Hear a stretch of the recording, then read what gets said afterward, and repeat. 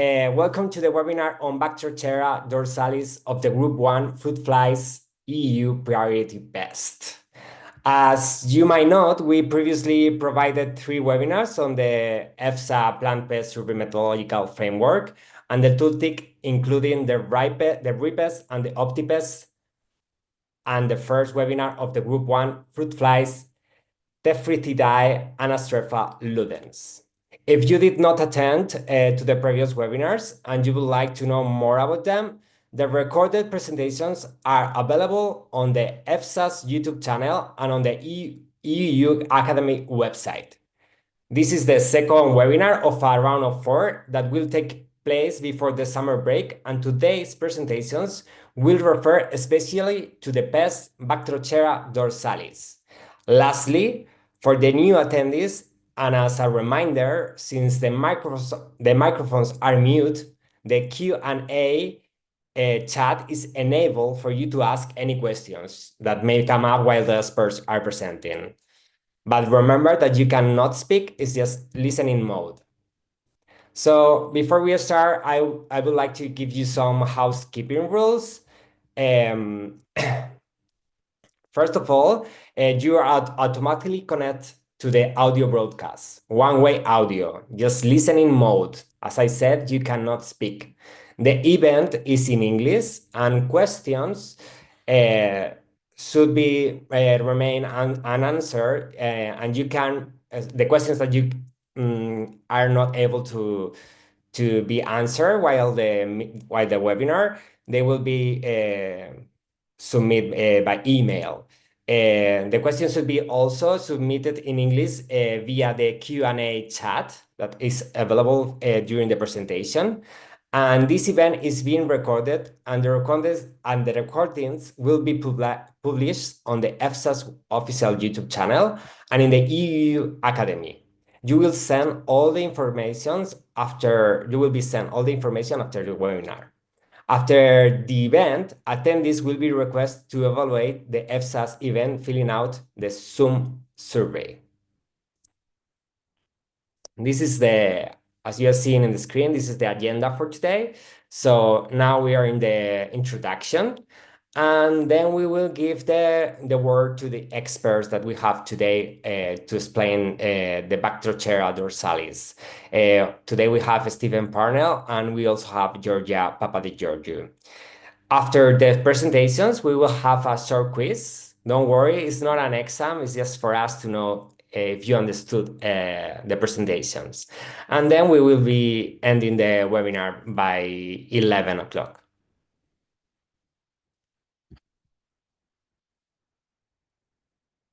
So today, well, I'm Jose Ovejas. I'm the moderator of this webinar, and today with us we have Stephen Parnell. He's from the EFSA Pest Survey Methods Working Group and Plant Disease, and he's an epidemiologist from the University of Warwick. And we also have with us Georgia Papadegeorgiou. She's a PhD student at the University of Thessaly. As I said, we're now going to the first poll. So you need to get your device, your phone, or even the website. And we would like all you to participate in the poll to see who is in the room. Please proceed to search www.menti.com with your mobile phone or laptop. And to participate, you can either use the QR code or enter the code that will be displayed on the screen in a few seconds. I think now we're going and it's working. So you just have to go www.menti.com or scan the code. As you can see now in the slide, in the upper side, you have the code. It is 38309153. And then you have to start answering who is in the room, where are you coming from, if the National Plant Protection Organization and other sectors. I see some of you are already participating.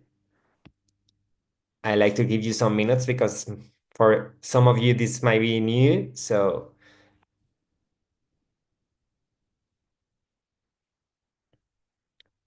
Okay, so at the moment, almost 60 people already answer.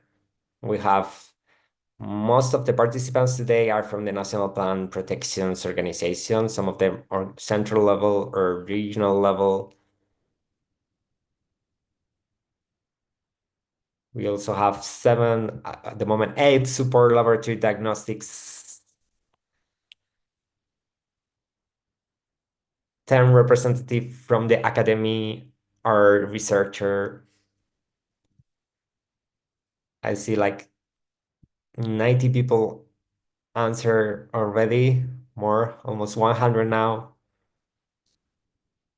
That's just for us to know who is in the room participating in this webinar. Is this good for you to learn how to use this Mentimeter, as I said, because we will display another one at the end of the presentations just to test and to see if you have understood the presentation that Stephen and Georgia have for us today. Well, so I think we're gonna continue now on the presentation. So before I give the floor to Stephen and Georgia, I would like you to see a short video.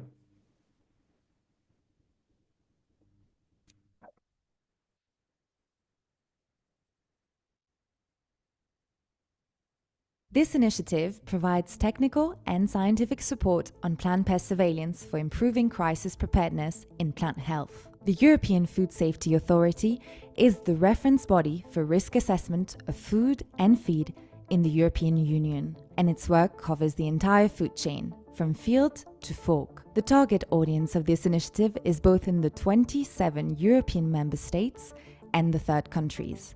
The inspection services of national, regional, or local authorities competent for the planning and execution of the pest surveillance, the services that support the inspection with laboratory diagnostics, the risk managers that are involved in decisions related to the planning of surveillance activities, and manage the contingency plans for crisis preparedness in case of outbreaks of regulated pests. 3 webinars have already been provided. Webinar 1 on the Plant Pest Survey Methodological Framework, Webinar 2 on the Pest Survey Toolkit, Ripest, Webinar 3 on the Multi-Pest Survey Optimization, Optipest. The recordings are available in the EFSA official YouTube channel and in the EU Academy platform. Starting from March 2025, we are providing specific webinars for the preparation and design of detection surveys for the 20 EU priority pests that are listed in the annex of the Commission Delegated Regulation 1702 of 2019, and a specific e-learning course that will provide the participant with an overview of the methodology for preparing, designing, implementing, and reporting of surveys of Union quarantine pests using the tools developed by EFSA.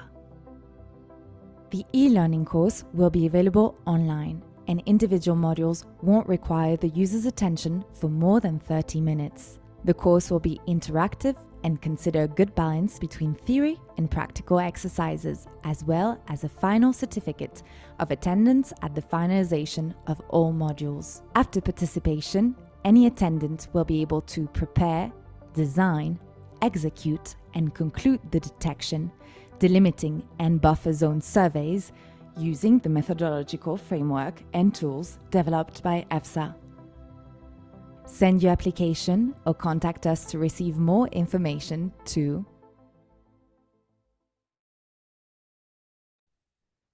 Well, thank you, everyone. Now it's the time for me to give the floor to the experts we have today. So, Stephen Parnell, Georgia Papageorgiou, the floor is yours. Okay, good morning to everyone, and thank you for attending today's webinar. Today's presentation provides an overview on the biology and Stephen, can you, on the biology and the distribution of Bactrocera dorsalis. Actually, we will explore the EFSA methodological framework for survey design and its applications to Bactrocera dorsalis. and we will focus on some key components such as epidemiological and inspection units, detection methods, risk factors, and design prevalence. Also, by the end of the webinar, we will demonstrate the use of Ripest for assessing the presence and the distribution of Bactrocera dorsalis, highlighting its practical application in pest surveillance. So, Bactrocera dorsalis is also commonly known as the oriental fruit fly, and it is a highly invasive tephritid species known for its significant impact on fruit production. It is a relatively medium-sized fly with distinctive wing patterns and also a characteristic scutellum. As you can see, there are several synonyms, and also Bactrocera dorsalis is a species within a species complex, and though there are some uncertainties regarding its taxonomy. Here we have some information regarding the biology and the origin of Bactrocera dorsalis. And Bactrocera dorsalis is a tropical multivoltine species, and that means that it can complete multiple generations per year, and it overwinters at the adult stage. The species has been introduced into various regions of Oceania and has successfully eradicated or been established. Due to its significant impact on fruit production, it is classified as a Union Quarantine pest, and it's also listed in EU priority pests. Similar to other fruit flies of tropical origin, females oviposit their eggs in clusters, which in ripe or ripening fruits, which hatch in few days, and then we have maggots that feed into the fruit flesh before dropping to the ground to pupate. So, Bactrocera dorsalis is a highly polyphagous pest that can infest numerous plant species of a wide range of different botanical families. And the pest infests mainly tropical and subtropical fruits in areas where it thrives. And as regards Europe, the main hosts targeted for surveillance should be citrus, stone palm fruits, especially apricots, peaches, and pears, and some tropical species such as mango and avocado. So, Georgia, can I just ask that? So, the last webinar was on Anastropha ludens, another fruit fly. So, how does the host range differ to that fruit fly? Okay. Actually, Bactrocera dorsalis has a much broader host range than Anastropha ludens, and it can infest over 300 species. In contrast, Anastropha ludens from the previous webinar targets mainly citrus and some other species, but with a more restricted host range, let's say. Okay, so which host would you target for surveillance mainly then? Actually, mainly citrus and some stone fruits, but mainly citrus in Europe. Okay.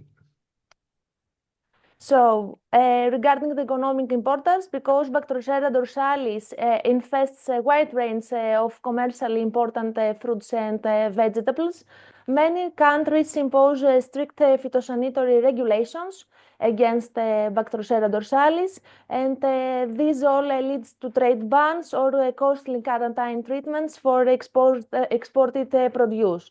Infestations can result in rejected shipments or even worse economic losses for growers and increased regulatory costs.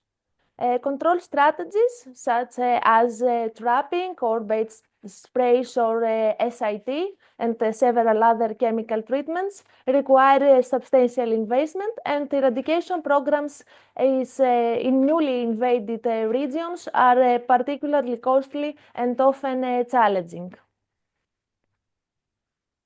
Here we have some information regarding the life history traits for each developmental stage of Bactrocera dorsalis, and as you can see, each stage is temperature dependent. So first we have the eggs, which hatch in few days, And then we have larvae, which last from 1 week to over 3 weeks. Then we have pupa states, which last from 1 week to over a month. And likewise, we have the lifespan of females and males. And as you can see from this table, the lifespan is quite similar between the two sexes, and it lasts from 1 month to over several months. Also, we have some information regarding the reproduction of females, and as you can see, females can oviposit from few hundreds to more than 1,000 eggs in their lifetime. Okay. And this and other information on the pest, is there a EFSA pest survey card where people can Yes, find this? Okay. yes, of course. For Bactrocera dorsalis, there is available a pest survey card online, and also there is a pest report on this with all this information. Here we have the current geographic distribution of Bactrocera dorsalis as it comes from app online. And as you can see, Bactrocera dorsalis is endemic to southern Asia and has successfully spread in at least 65 countries, including parts of America and Oceania and most of continental Africa. And in Europe, Bactrocera dorsalis is frequently intercepted as larvae inside imported fruits. And recently, adults have been trapped in France, Italy, and Austria. So the global distribution looks very different to Anastropha ludens. If I remember well, that was in Central America. So why is that? Actually, Bactrocera dorsalis is quite aggressive species, Stephen. And when we say aggressive, we mean that it's highly invasive species. It has wider host range, as we said before, higher ecological adaptability, and greater spread capacity, and its reproduction cycle is more quicker than that in Anastropha ludens. Okay. And the overwintering, so it can overwinter in Europe or? Yeah, it can overwinter at the adult stage, and we will see all this information regarding the bioclimatic suitability. So we can move to the next slide. So here we have the information on the bioclimatic suitability, and because, as you said, it can overwinter at the adult stage, it is believed that it will be able to cope with these warm conditions in southern parts in EU. So climate change scenarios predict that the potential areas of distribution will be expanded in areas such as in Spain, Portugal, Italy, Croatia, Slovenia, Greece, and Cyprus.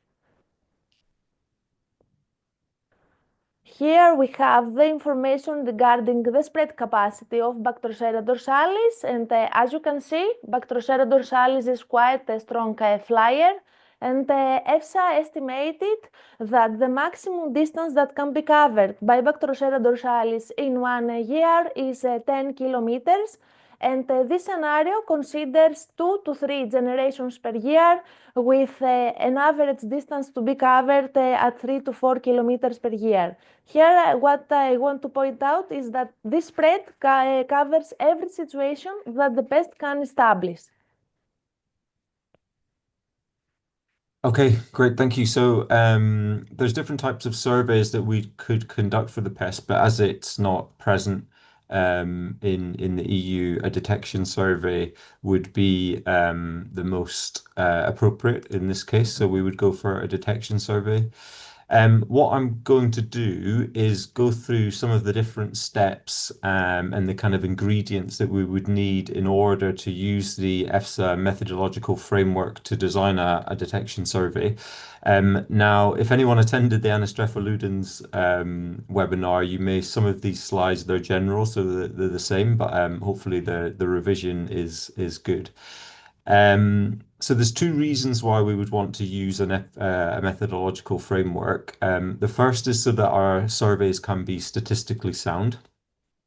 So what I mean by this is that we can't survey everything. We can only survey the sort of tip of the iceberg of our population. We can't access all host plants. We can only access some of them. So if we survey the tip of the iceberg, so that part of that host population, and we find that it's not pest-free, what can we say about the rest of the population that we haven't been able to observe? And that's where we need statistics, so they help us to answer that question. Stephen, And can I ask something yes, of course. before moving? So if we survey 10% of an area in citrus orchard being 100,000 hectares, and we found no pest, what we can conclude on the likelihood of the pest being unsurveyed in the rest area? Well, this is exactly what we can answer with the framework. So 10% is quite a lot. So that would maybe give you quite high confidence that the rest of the population is pest free. But it depends on other factors. That we'll introduce today. So it depends, for example, on how sensitive your detection methods are, and so on. But yeah, 10% is quite a lot. But it would depend on these other factors that we can kind of like introduce, and the Ripest tool allows us to answer. Um, but what helps with that further is a sort of the risk-based element of the framework. So if we have information on where and when the pest might occur, we can use that to add extra confidence in the survey and essentially to reduce the sample size that is required. So we have these two elements. Um, the first thing we need to do is to structure our population. So we have these different levels. At the highest level, we have the survey area. Now that would be our member state or part of a member state. And then within that, we have our epidemiological units. And then within our epidemiological units, we might be able to define different risk factors that tell us where the pest might be more likely to occur. And then our lowest level is our inspection unit, and that's the smallest level that we look at, and it's where we apply our detection methods. So the survey area, I think, Stephen, is sorry for interrupting. Can you ask you something? Can you explain in the previous slide how incorporating risk factors into the survey design can lead to a reduction in sample size? yeah, of course. So essentially, because it tells us if we have some information on where the pest is more likely to occur, essentially it kind of shrinks our population. Now, if a pest is very likely to occur in one area, or one particular area, so it might be, for example, around an entry point, then if it is there, it will be at high prevalence. So actually, we don't need that many samples to kind of confirm whether it's present or not. So it makes sense in a way because the more information we have about the pest and where and when it might occur, the more efficient our survey can be, and the lower the sample size compared to if we had less information. Okay. But yeah, the first level that I'm going to describe is the epidemiological unit. So this is essentially a kind of homogeneous area where the interactions between the pest, the host plants, the environment, so the abiotic, biotic factors would result in the same epidemiology. So that's the sort of first choice we have to make for the pest. So what would it be in this case, Georgia? Actually, for Bactrocera dorsalis, the epidemiological unit should be mainly citrus, similar with Anastrefa ludens situation, and also some stone and palm fruits orchards in the southern Europe, but mainly citrus. So citrus orchards. So why would that be the case? Actually, citrus are chosen as an epidemiological unit because they are highly susceptible, economically important, and all these orchards are well defined.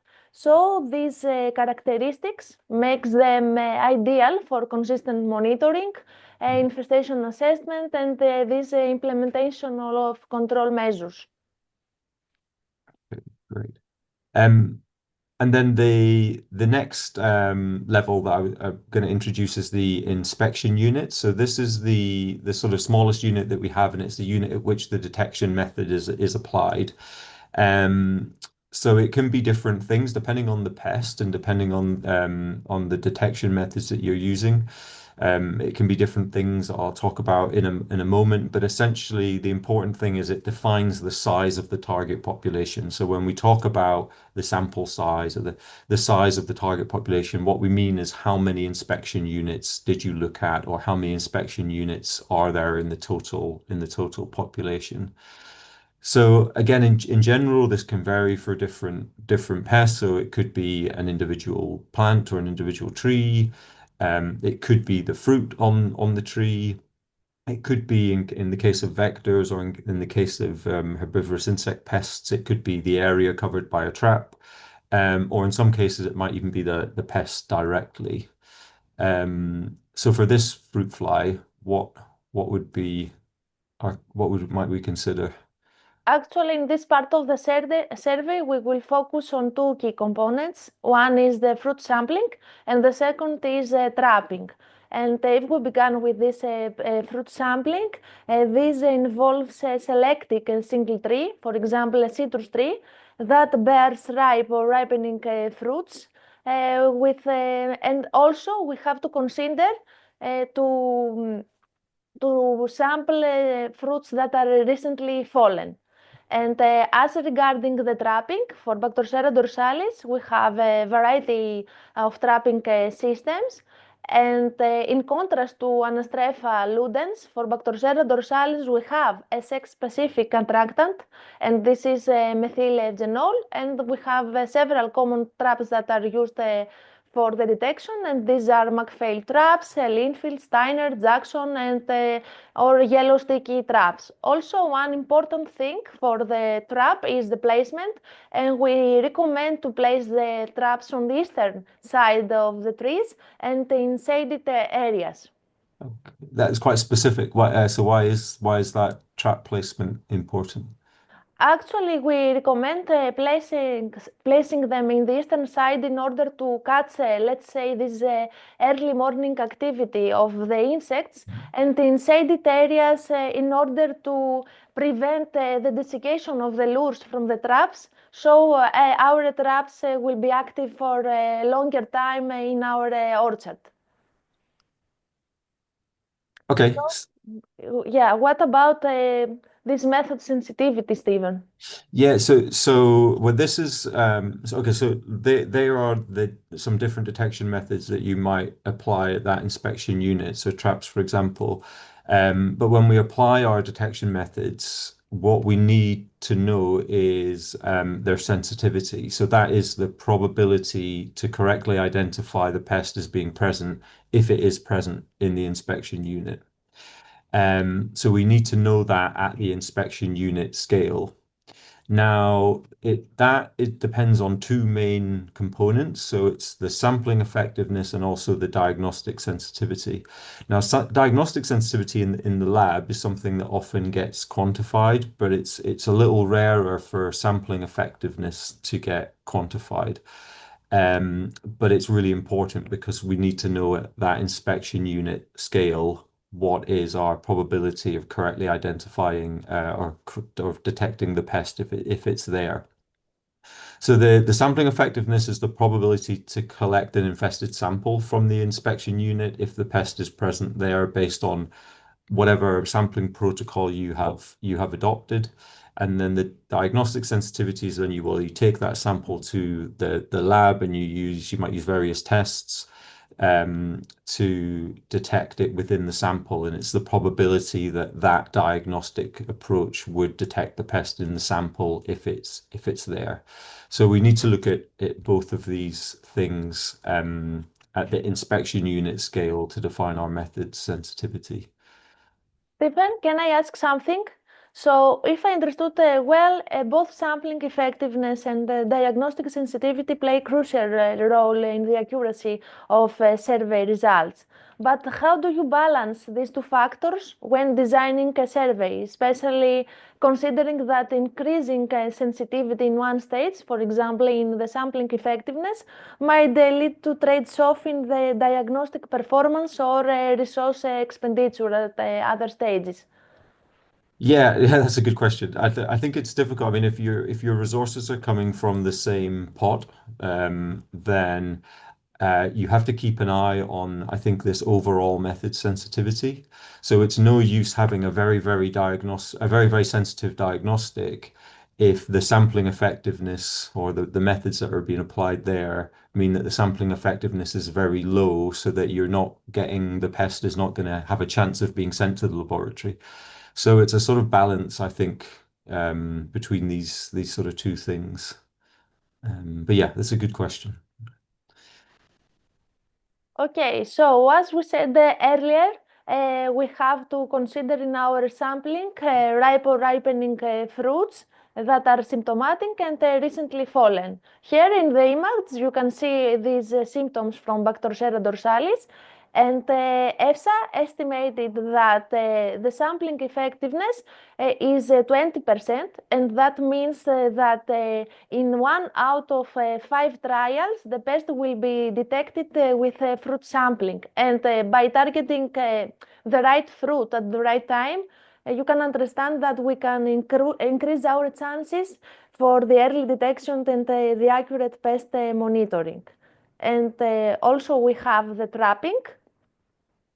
And for the trapping, as we said before, for Bactrocera dorsalis, we have a sex-specific attractant. And EFSA estimated that the sampling effectiveness will be 50%. And that means that 1 out of 2 traps will be able to detect the fly in a radius of 100 meters from the trapping spot. Okay, so your inspection unit in that case would be the area covered by the trap, so the 100 meters. Yeah. Um, but what else does it assume? Because it might depend on how often you check the traps, or so what is this number? What else is this number based on?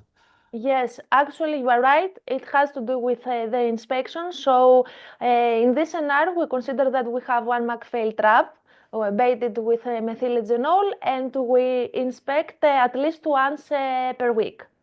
Okay, so if someone wanted to check less frequently than that because of logistics or something, they would have to adapt this number to reflect that. Yes, yes, absolutely, yes.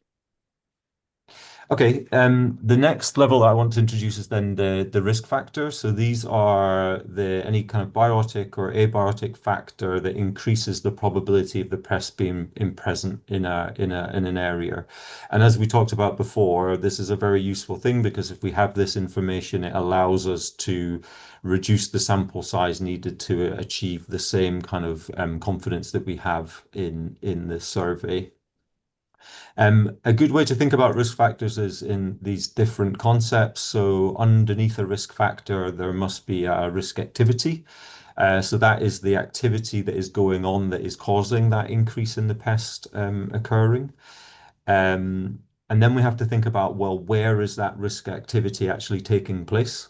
So we can come up with our risk locations, and there might be lots of these, and you would need to map these in your member state and understand what area they were was around them, and that's the risk areas. So if we have a risk location, for example, it could be an entry point. It's not just that entry point that we would want to consider, but also the area around it in some circumstances, because the pest could escape and disperse around where it has been introduced. And that's the risk areas. So these are sort of useful concepts that we use to think about risk factors. So if we're going to use risk factors in the survey design, we have to think about maybe the different levels associated with them. So it could be that, again, if risk factor is an entry point, that the area closest to that entry point is high risk, and then as you get further away, it becomes medium risk. We have to think about what proportion of the population is covered by that risk area. So if there was just one entry point and a small area around it, it would be quite a small area. But it could be that you have many entry points, potential entry points with a large area around them. And then finally, it's important that we quantify what we call the relative risk. So that tells us about, well, how risky is each risk level, and we need that to incorporate this into the into the methodological framework so that we can do the statistics. So the relative risk tells us about the risk of the pest being present in one risk group compared to like the rest of the population, basically the baseline. So we use it to describe the difference in risk between different parts of the target population. But we've got to quantify it. So the risk factors for this pest, Georgia? Yeah, actually, as we mentioned before, Stephen, we begin with these risk activities, which are linked to risk locations, and this in turn define the broader risk areas with a relative risk of high, medium, or low. So, in case of Bactrocera dorsalis, the import of fruits from countries is considered to be a risk activity. And risk location is all these entry points and packing and sorting stations. And these locations become, let's say, as key risk locations. And when clustered or spread within a region, they can define a high risk area for the pest's distribution and establishment. But we need to quantify this relative risk, right? Yeah, so you've got here sort of high and medium, but we need to really say how, if we're going to incorporate in the framework, we really need to attach numbers to that. So just to give a kind of example, so again, relative risk is the risk of the pest being present in one group relative to another. So how much riskier, how much more likely is it to occur in the risk level compared to the rest of the population. So just to kind of give a simple example, you could quantify this from data if you had data. So this just gives an idea of how to think about it. So imagine that 12 incursions of a pest had been, intercepted. Nine had occurred around a risk location and three of them just in the rest of the population. So that would tell us that the risk level there, or the relative risk of that risk factor, would be 3 because it was 3 times more likely to occur there than it is in the rest of the population. So yeah, for the risk factors that you've identified for the pest, how can we think about that? Actually, when we consider an entry point, such as a packing or sorting station, as we said before, we can specify two risk areas, one of a high and one with a medium relative risk. The high risk area would be from 0 to 5 kilometers, and the medium risk area from 5 to 10 kilometers.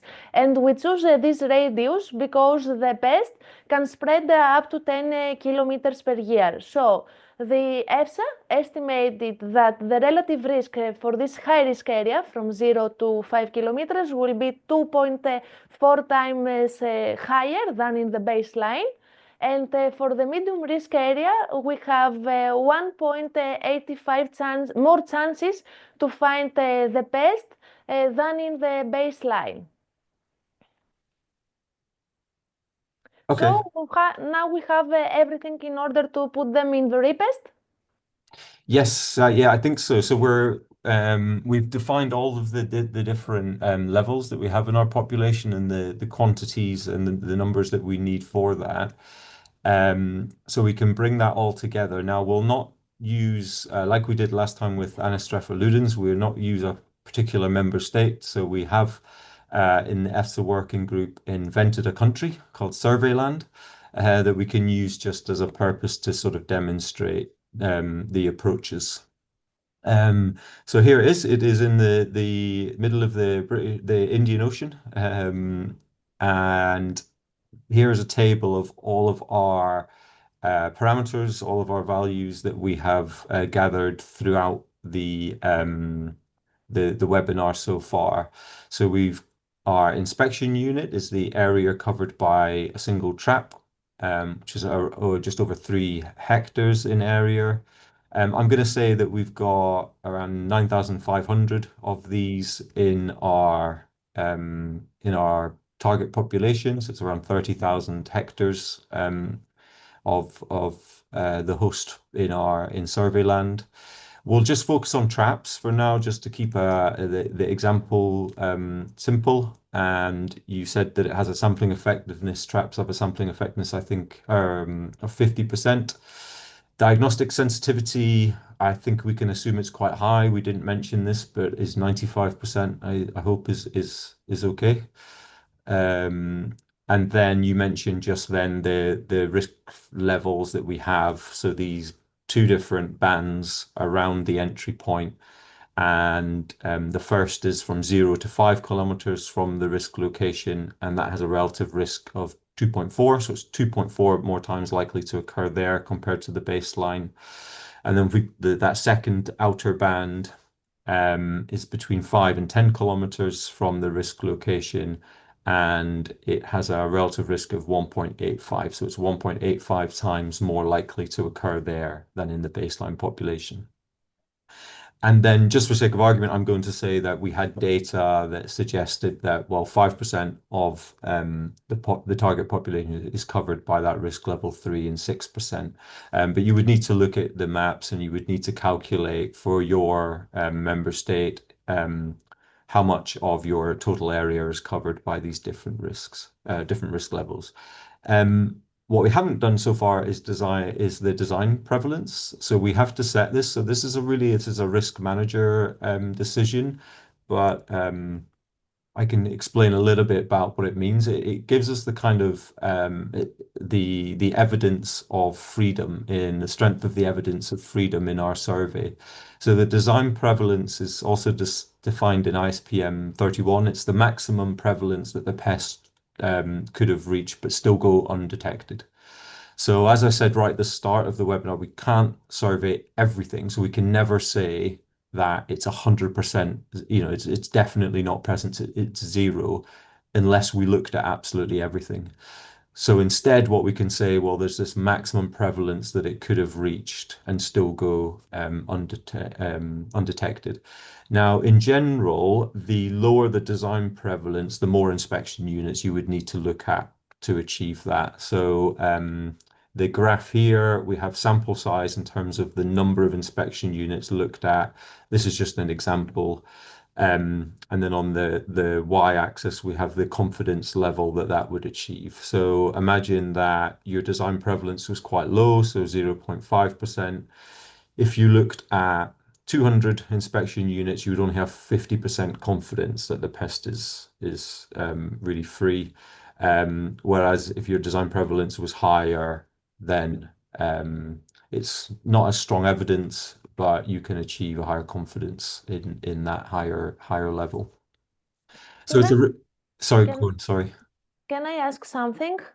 Yes. So can we elaborate on how a risk manager determines the maximum prevalence of a pest that can go undetected in the survey and still be eradicable? Yeah, so a useful way to think about the design prevalence is you don't want to set it if you set it really, really low, then it will take a lot of resources. But if you set it high, then you don't have as strong evidence that the pest is really free. So it's a bit of a balance. So a good way to think about it is, well, what prevalence could it have reached and still be eradicated? And this depends what that is will vary from pest to pest, depending on how strong a disperser the pest is, and also how good the control methods we have to sort of achieve eradication. So for this pest, what might that look like? Actually, once Bactrocera dorsalis has been detected and the infested area has been delimited, immediate action is crucial. So the maximum radius within which an infestation can realistically be managed and eradicated is estimated by EFSA to be in 1 kilometer. And this eradication protocol involves several methods such as different chemical treatments, bait application, destruction of roots, or sterile insect techniques. And this coordinated approach actually ensures both the suppression of the current population, but also prevents further spread, increasing the likelihood of successful eradication. Okay, great. So now we have everything now that we have the design prevalence.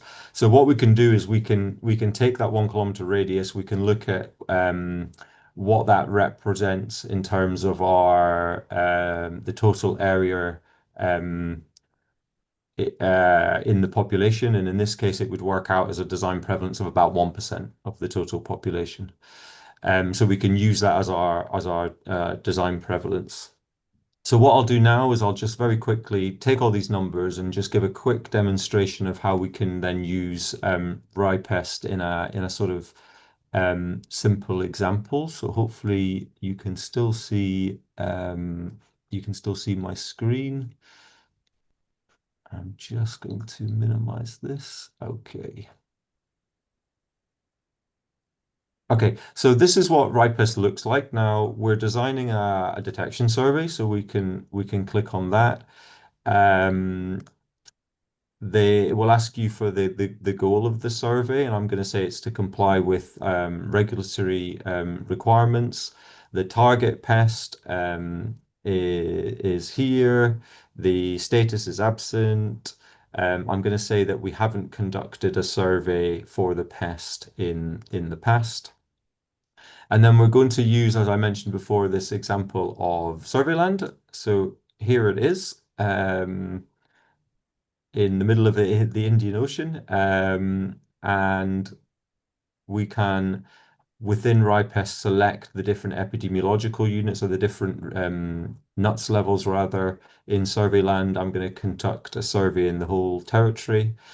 And Georgia, you showed that different hosts were relevant. It's quite a polyphagous pest, but I'm going to say we're going to focus just on citrus and peach in this example here, just to keep it simple.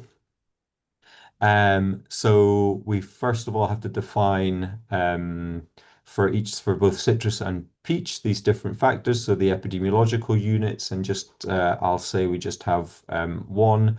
We're going to conduct a risk-based survey, which depends on the spread capacity, because as we saw, we have this area around the entry points that are important in terms of the different risk levels.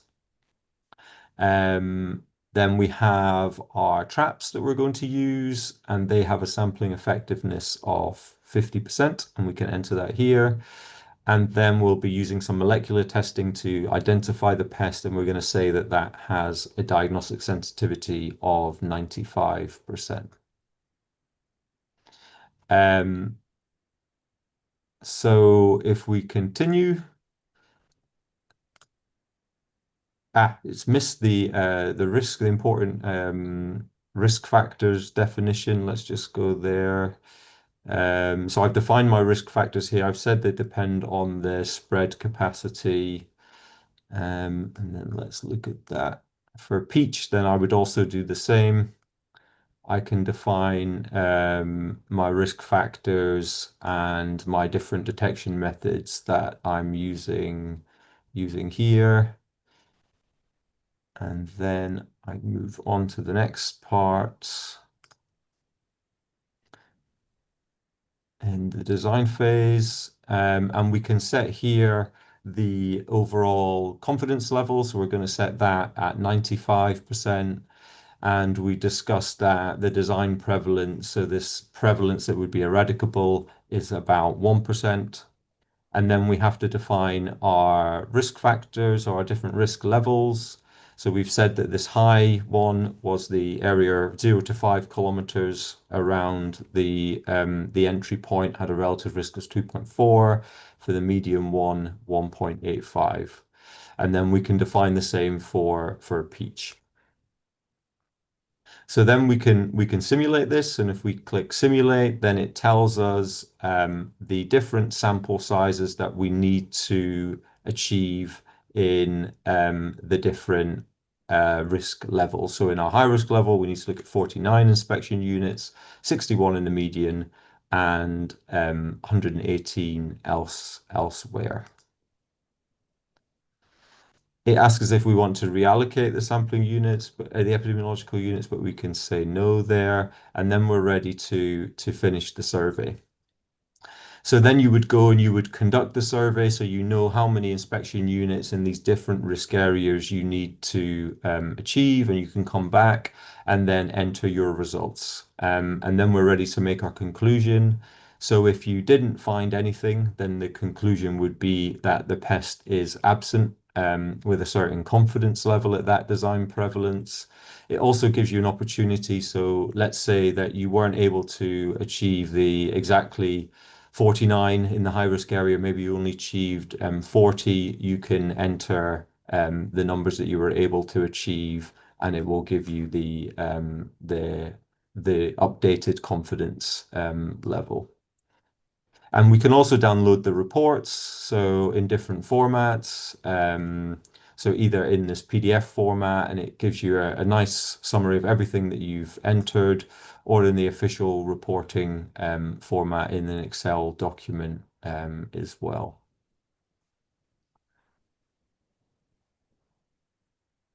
And then we can finish the survey, and it gives us, when we've entered our information, it gives us our conclusion. So we didn't find it, and the conclusion is that the survey area is free from the pest with I've gone back and forward too much there with my connection, but it was a 95% confidence level and a design prevalence of 1%.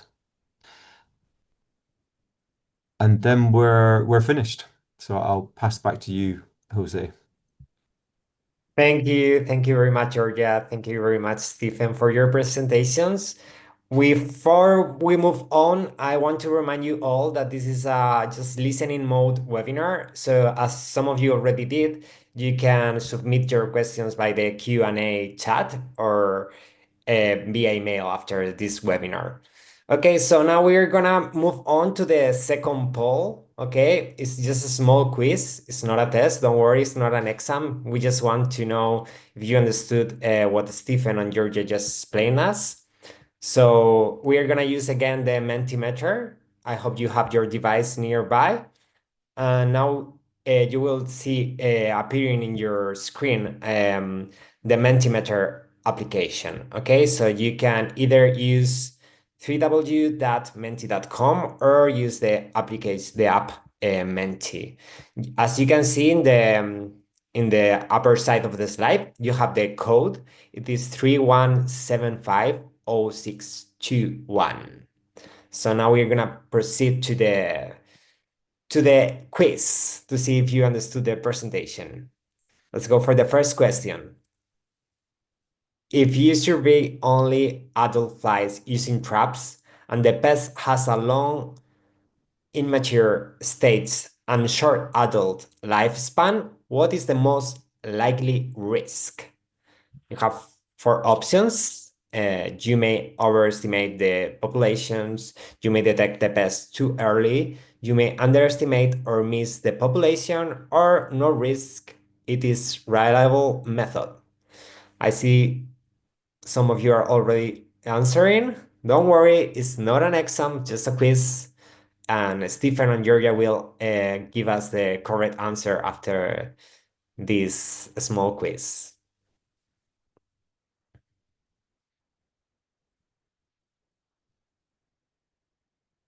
I give you one more minute to see if you answer.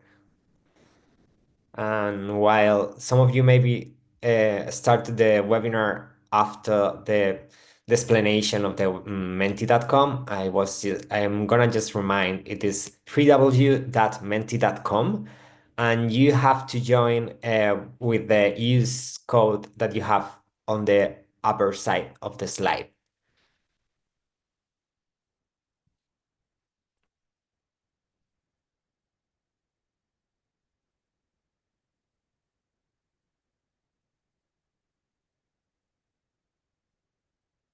Today we almost had 300 participants, and as I see in the Mentimeter, now it's like almost half of, well, almost 150 are using Mentimeter.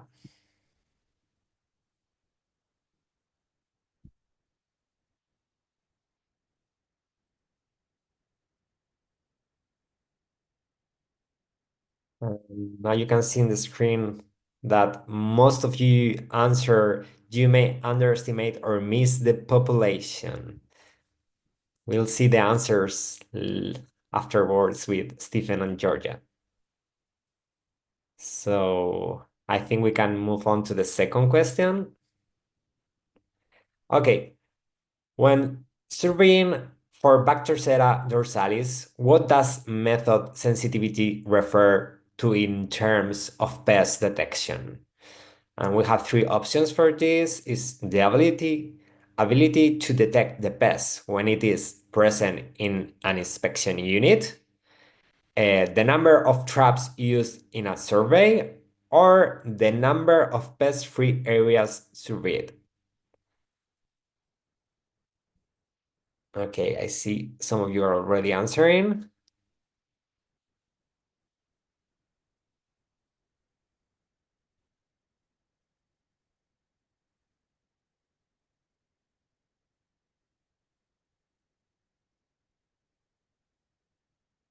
And some of you are now getting to Mentimeter.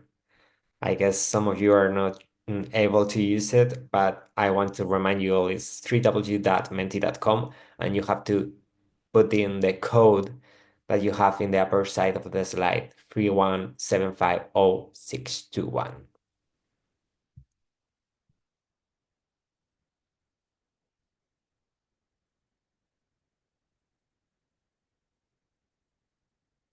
Okay, so as I see here, most of you answered the first option, the ability to detect the pest when it is present in an inspection unit. We'll see the answer later on with Stephen and Georgia. So let's move on to the third question. Which of the following regions is considered climatically suitable for the establishment of Bactrocera dorsalis in Europe? We have four options. First, Sweden, Finland, and Estonia. Then we have France, Germany, and Belgium. The other option is Spain, Italy, Greece, and Cyprus. And the last option is Ireland, Denmark, and the Netherlands. I see all of you are really fast in this one. Let's see if you answer the correct one after with Stephen and Georgia.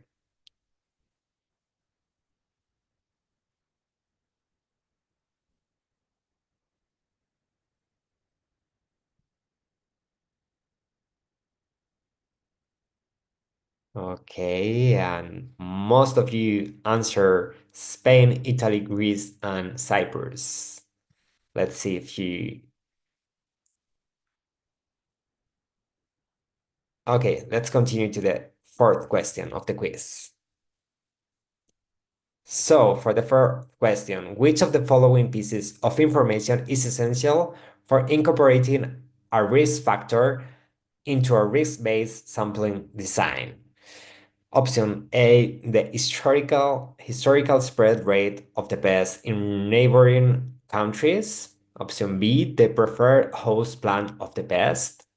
Option C, the levels of the risk factor, the proportion of the population at each level, and the relative risk associated with each level. And the fourth option, the total number of surveyors available for sampling.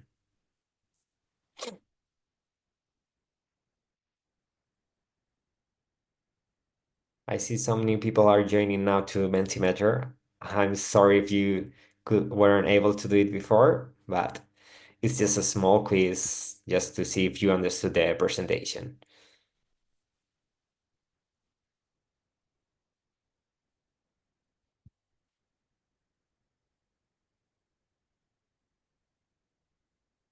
Okay, so already 140 people answer.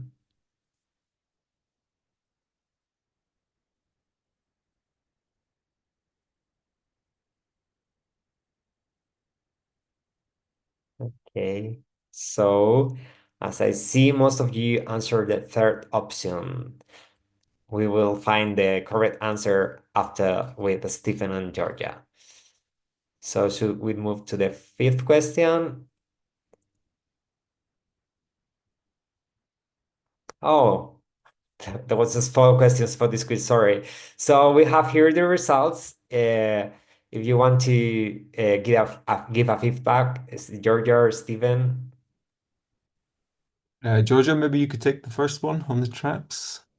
Yeah, for the first question, the correct answer is C.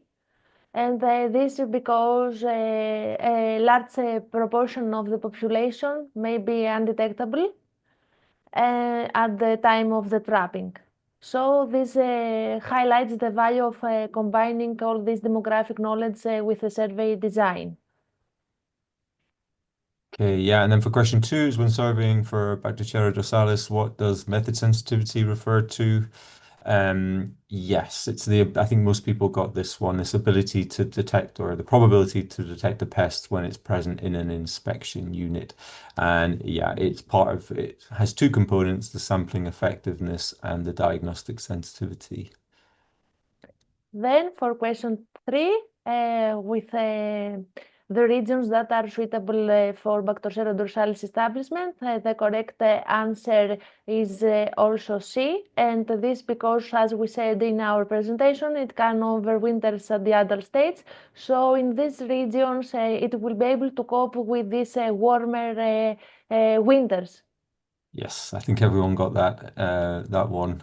And then the final one, which of the following pieces of information is essential for incorporating a risk factor into a risk-based design? And we showed the different sort of ingredients that you need, and it, of course, is the levels of the risk factor, the proportion of the population that's covered by it, and then this quantity, the relative risk associated with each level.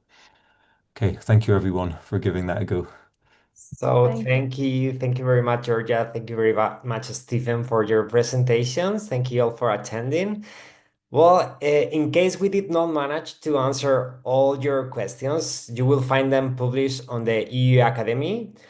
Please note that similar questions will be grouped in one answer where possible. So the recordings of today's webinar will be able on EFSA's official YouTube channel and in the UE Academy with subtitles in 4 different languages: English, Spanish, French, and Arabic. And for you to know, this is the second webinar of a group of 4. So for the next webinars, we have Bactrocera sonata on the 27th, May 27th. Then we will have Ragoletis pomonella on June 30th. And we will have, after the the summer break, we have group 2 webinars. It will be Anoplophora kinesis September 18th, Anoplophora glabripernis September 30th, and Aromia bungi October 27th. Please take a few minutes. Thank you everyone for attending our event, and please take a few minutes to scan the QR code on the right side of the slide and fill in the evaluation survey. If you are unable to scan the QR code after this event, you will receive a link to access the Microsoft survey form. And we hope your feedback, because it's essential for us to improve our future events. I hope you had a good webinar with us today. Thank you everyone for attending. We almost had 300 people today. And thank you once again, Stephen and Georgia, for your presentations.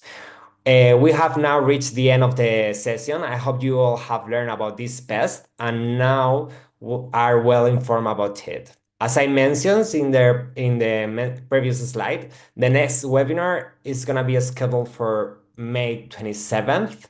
I hope you all can attend, and I wish you all a great rest of the day. Thank you everyone for attending today.